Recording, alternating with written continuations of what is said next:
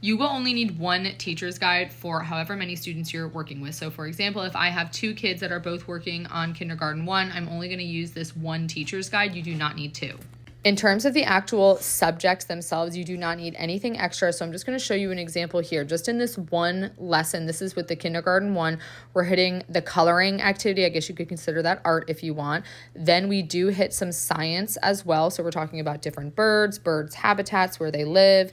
And then as we move on, we move into counting. So we have our math right here, counting the different objects, filling in the circle for how many objects they're counting. Then we have some comparison. So this would kind of go with the math because it's like measurement for this one.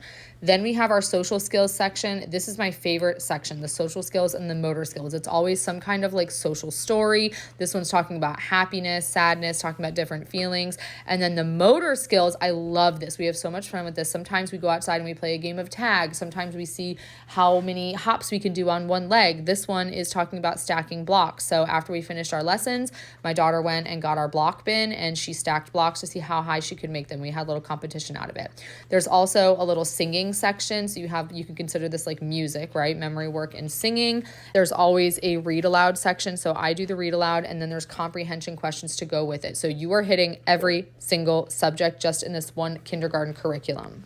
Now, when you move into the kindergarten 2, which is the next program after kindergarten 1, that's where they're going to introduce writing. So handwriting, working with, tracing letters, writing letters, numbers, that kind of thing. Kindergarten 1 is not too heavy on the writing, which is a good thing if your child is still learning those foundational skills. That's why I say you can do this program with any child, a child who has no previous preschool knowledge or experience, or a child that maybe does, and you want to start them with that kindergarten 2 program instead of kindergarten 1, totally up to you. My daughter is 4, she's almost 5. She does have preschool experience, both out in a VPK program at our church that she was in, and doing preschool in the homeschool, but I'm still starting her with kindergarten 1. I just love the moral stories and lessons that go along with it, the motor skills section, like things like that I like in kindergarten 1, even though the academic stuff is super, super easy for her. That's okay. We're just flying through it. We're going to complete kindergarten 1 and then move into kindergarten 2.